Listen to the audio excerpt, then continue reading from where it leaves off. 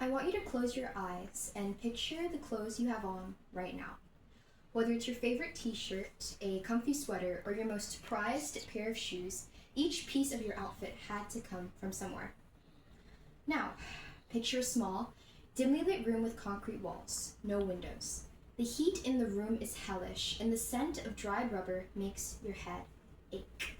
Now right there are the clothes on your back right now, being sewn and glued together by a dark-skinned 13-year-old girl. We are in Bangladesh, a small country in South Asia. This 13-year-old girl is lucky if she lives till 50, spending her life making the clothes on your back instead of going to school. You can open your eyes now. Every morning we spend so much time picking out what we're going to wear and thinking about who's going to see us in our clothing that we don't realize that the sweat of child slaves are embedded in the fibers of our fashion taste. This 13-year-old girl, whose name we will never know, whose hands we will never see, is connected to us through the threads we wear. Now picture her, but multiplied by the millions. UNICEF estimates that over 1 million children are affected in the garment and footwear supply chain globally. In return, the US has contributed over $34.3 billion to this exact industry that benefits off of child slaves. Today, I'm going to be covering how companies have justified modern-day slavery through the fast fashion textile industry and why you are at the very center of it. By the end of this presentation, you'll be able to know how to actively stop this violation of human rights from your very own wallet. Now, some points that I'm going to be covering. First, I'm going to address some misconceptions about the fast fashion industry and if it really hurts more than it helps. In my next point, I'm going to be evaluating how fast fashion violates human rights as well as affects the environment through a simple graphic. And lastly, I will be covering the major consequences if the fast fashion industry continues in this way and how we can already see these consequences.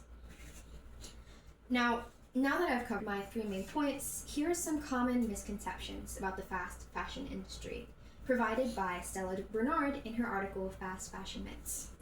The first misconception is that local legal minimum wage laws protect workers. Now, this could not be more incorrect, since for the most part, production plants pay per piece of clothing, meaning that if a worker in Guangzhou, China makes, let's say, 3 yen per t-shirt that they make, and they make a dozen t-shirts in an hour, this means that they earn $3.60 an hour. Now, this is not enough to maintain one life, let alone a whole family. Our next misconception is that terms like responsibility, responsible, eco-friendly, and sustainable are true. Now, while big brands like H&M, Zara, and Forever 21 sport these tags, their production of millions of pounds of clothing every single year and their sourcing of unethical labor completely contradicts these terms. And our last misconception is that big brands own their own production plants. Now, big companies like Shein are not centralized. Rather, they buy out independent production plants, and this causes a desired lack of regulation and a lack of accountability.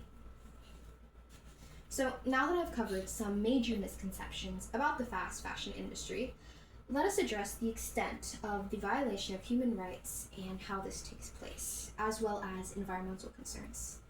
Now, this graph here tells a story. Let me break it down for you real quickly.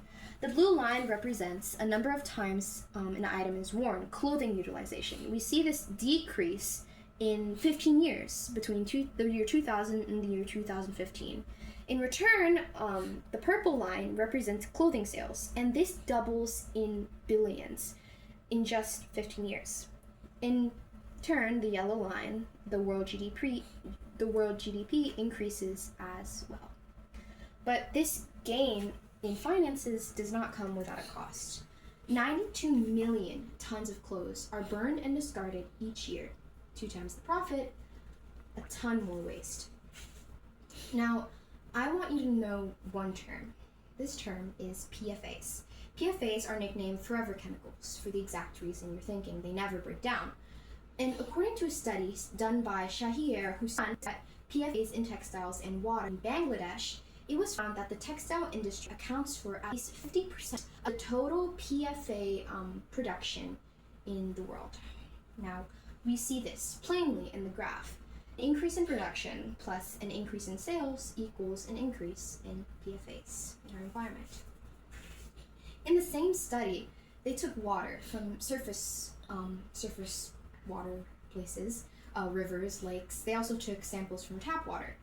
And they found in one sample that near a textile plant in Bangladesh, it contained 310 times more PFA levels than the European regulatory limit. In another sample, they found that this sample contained the highest level of globally banned PFO and PFOA and PFOS's contamination in God knows how long, right? It was 54,000 times more PFOA levels and 1,700 times more PFOS levels. And this isn't the end of it. These chemicals take 1,000 years to break down, meaning that it's not only lowering the lifespan of the workers who live in these areas, but it's also causing harm to generations of families, meaning that as the years pass, these PFAs will not break down. They will continue to harm families to come. And this is just one example. Due to all these factors, these working in the most inhumane conditions in Bangladesh, China, South Africa, and even more countries, are destined to die before the age of 50. This is 35 years of life, taken away from millions of people. So, how can we see these consequences today? This is a picture of the Rana Plaza collapse of April 24th, 2013. This was the first time that the West, as well as European countries, really realized the extent of how fast fashion is violating human rights as well as hurting millions of people. In this accident, over 1,000 lives were lost, and it was the first time the world began to see the consequences of fast fashion.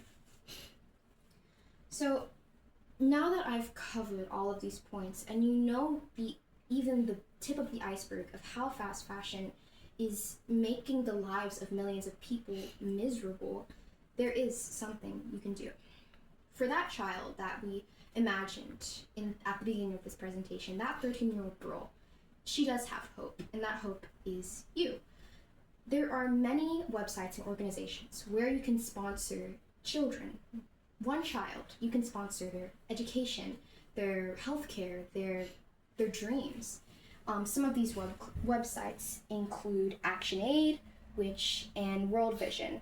Usually it's $39 a month, but you are allowing a child in these conditions to dream, and that is the least we can do for someone who works in these conditions, serving our trends, right? And if you're not able to do this, which is perfectly fine, I can at least ask you, shop sustainably. Wear the clothes you have now. Shop from your closet. Go to thrift stores, right? We do not need to be buying clothes over and over again when we have perfectly good clothes in our own closet. There's also multiple websites where you can look up these sustainable websites. And I hope that after this, you will be able to take some steps towards buying sustainably, maybe even changing a child's life. Thank you.